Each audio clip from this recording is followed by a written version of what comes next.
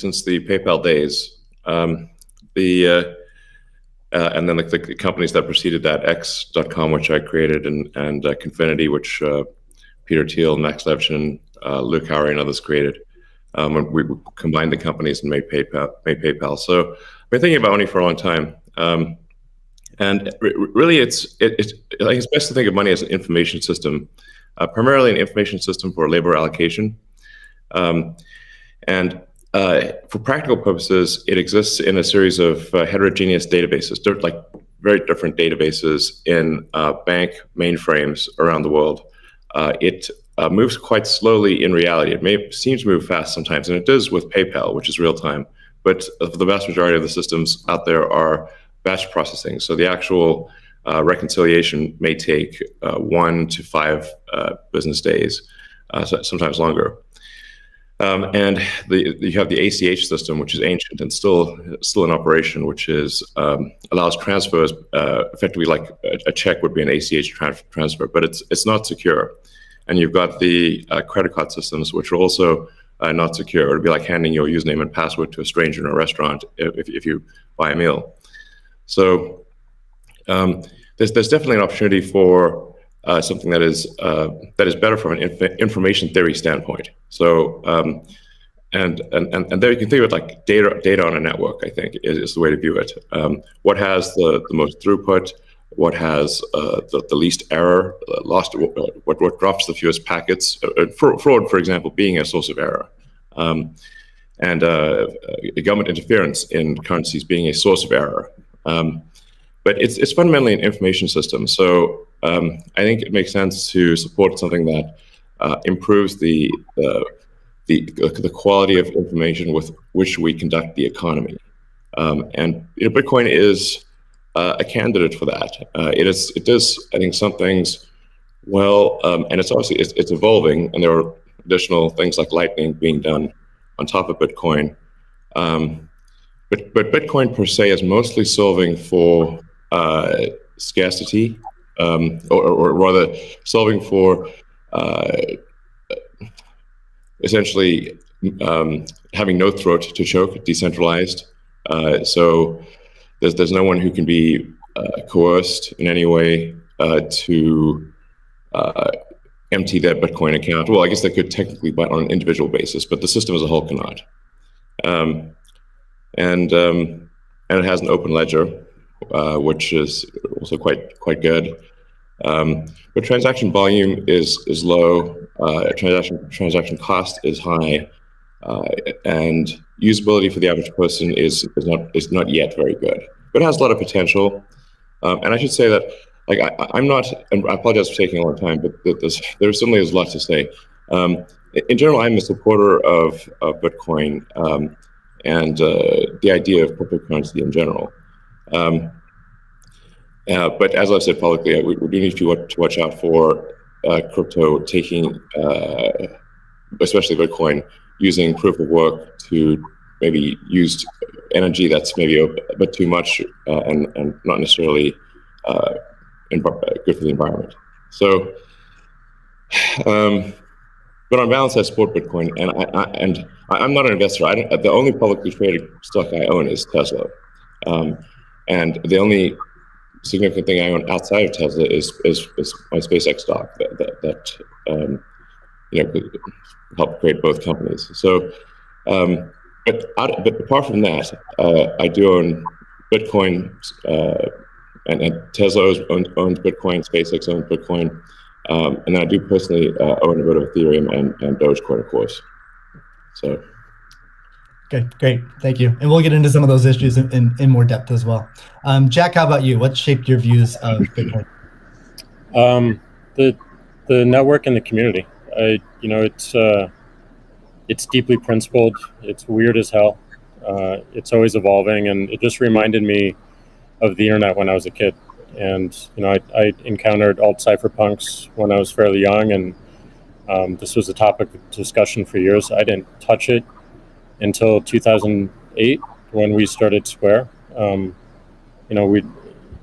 and teams at X and PayPal inspired a lot of what we were trying to do, trying to bring in more to a physical world. But we encountered this crazy predatory system that was slow, that was obtuse. And I think, one of the things that we tried to do, which X and PayPal also tried to do, is build an abstraction layer around this complication and around this predatory nature that the financial industry can tend to be, and make it work for people. But when I saw Bitcoin in 2009, you see a chance to replace the whole foundation.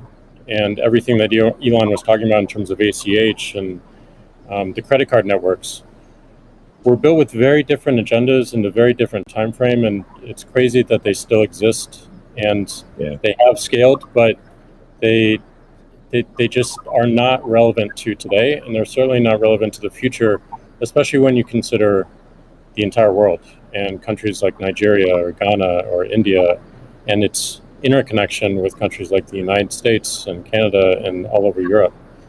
So what really drove my thinking and drives my passion around it is, like, if the internet gets a chance to get a native currency, what will that be? And to me, it's Bitcoin, because of those principles, because of that creation story, because of its resilience, because of the number of tests it's been. But what inspires me the most is just the community driving it. It just reminds me of the early internet. It's the only reason that I have a career, because I learned so much from people like who are building Bitcoin today, and I continue to learn in that sense, and I'm so grateful for it. So that's a good segue into the next question I'd like to ask you, Jack. Is you said before that Bitcoin changes everything. Can you speak more to that? Well, I just think that a lot of what we experience in life, when you really get down to the foundation, a lot of our monetary policies, a lot of our monetary systems cause so much distraction and so much cost. And when you get to a system where you have the potential for people to truly own it, they can verify it themselves. You don't have to have trust going in. You don't have to trust it at all. You can verify it through source code or whatever your appetite is, and that any particular person can help drive the future of it. And at the same time, it's not controlled by any state. It's not controlled by any bank. It's not controlled by any corporation. And these three parties of people who participate in the network, people who mine, and also the developers, constantly debating the correct roadmap and the way forward, is a beautiful thing. And I don't know of many other consensus-based models that have existed at that scale for this long with this amount of success. And we're still fairly early. So when, I met a woman in Ethiopia 2 years ago, and she was trying to create the lift for Ethiopia. Elon, I think I reached out to you at that time as well, because she really wanted some Teslas. She still has to take paper fiat cash from her passengers and pay all of her drivers in the same way, because there's no monetary system that she can utilize. There's nothing digital. And Africa as a continent is hugely interconnected from a monetary standpoint, but also hugely taxed in that same way. So a lot of the potential that I see, the internet having a native currency, helps her build her business in a much faster way. And also, if you consider something like Bitcoin existing before YouTube, before Twitter, before Facebook, a lot of the business models that we have today would not be the same. We would certainly not have the dependency we have upon the advertising business model if Bitcoin existed pre-Twitter. And I think the amount of business models that it enables, the amount of innovation it enables going forward, especially when you can consider the whole internet instead of going country by country by country by country, which you have to whenever you're doing with finance, it really just opens the aperture. And that is what I want to see in my lifetime, is a currency that is standard and sound for the internet that everyone can use. Great. A hallmark of Bitcoin is its fixed supply of 21 million coins. Elon referenced that earlier. It may be the first system that humans have created that humans cannot later change. Kathy, I'm curious, with your background in monetary history and macroeconomics, what are your thoughts on that type of system? Oh, well, I'll recount the story about Art Laffer and our going through the paper. And he said, as I said, first rules-based monetary system, global, ever. This is a very big idea. Once we had convinced him of the ecosystem itself. Now, this is the role that it's playing, given that the rule is a quantity rule, that 21 million units, is really a store of value role. So there are three roles of money. Store of value, very important. The means of exchange, so for transactions, and the unit of account. Every good priced in terms of whatever the unit is. So store of value is its primary use right now. The others exist. Unit of account, reserve currency of the crypto asset ecosystem. That's being seeded a little bit towards stable coins right now. But the store of value is a very big role.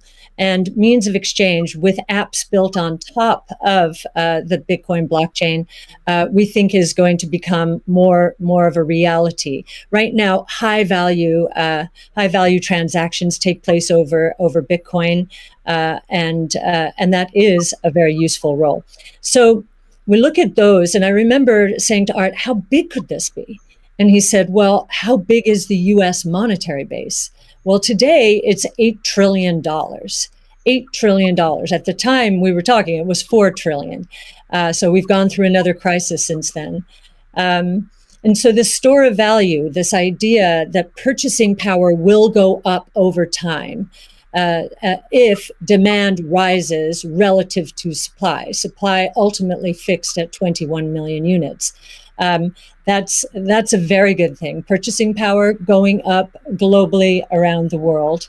And this idea that it's a hedge against confiscation of wealth. And that can take place in a myriad of ways. But inflation, and especially hyperinflation in emerging markets, is the primary way. Talk about destroying purchasing power.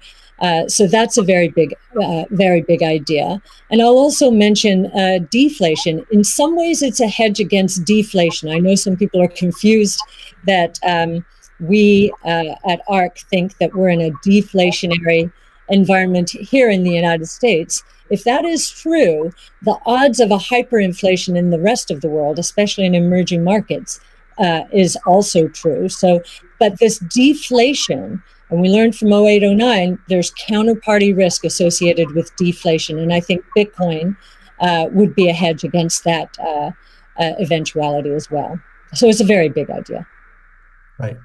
I suspect among us, there's not a lot of debate about Bitcoin's potential as a store of value. But Jack, you referenced earlier it being or becoming the native currency of the internet. Can you speak more to that, and also how it relates to maybe how institutions think about it? Yeah, I mean, like just simple example. If I happen to be in Ghana and my family is in Nigeria, currently I can take anywhere from and I need to send money back, anywhere from 10 to 30% off the top just to send that money back. Whereas if you just focus on the worldwide remittance problem, Bitcoin solves so many of those problems today instantly without having to go through any intermediaries or any slowness or complicated systems that a corporation or a state created. So I think having sound money that is separate from the state is the idea. Having it completely verifiable by everyone, including the state, including corporations, including individuals, including developers who want to build on top of it, is quite powerful, and that's what keeps it secure and strong.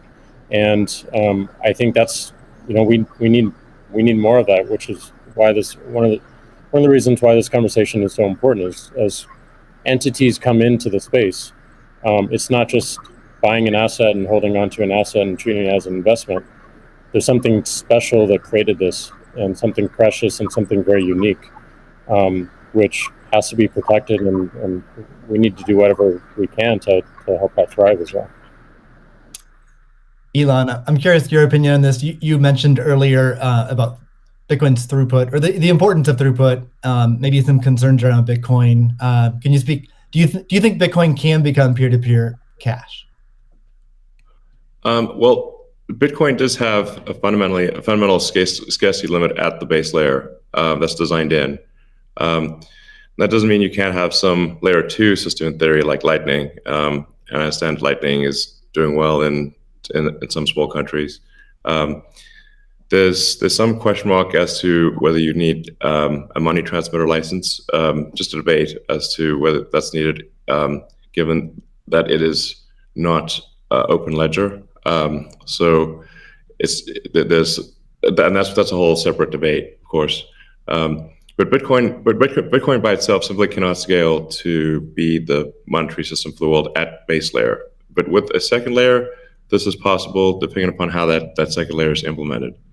Yeah, that's part of why I think there may be some merit to something that may seem silly, like Ethereum, like Dogecoin. I think Ethereum also, like I said, the three things I own outside of SpaceX and Tesla, and obviously it's a Neuralink and Boring Company, but of any significance are Bitcoin by far, and then some Ethereum and some Doge. So if the price of Bitcoin goes down, I lose money. I'm not sort of I might pump, but I don't dump. It's not a case of I definitely do not believe in getting the price high and selling or anything like that. And I would like to see Bitcoin succeed.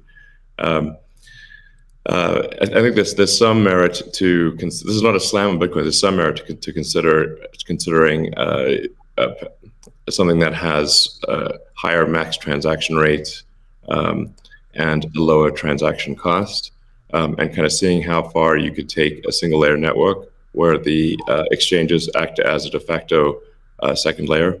I think you can probably take that further than people realize, and as bandwidth increases over time, latency decreases. SpaceX's Starlink is actually playing a role in this, and I think long term people will probably have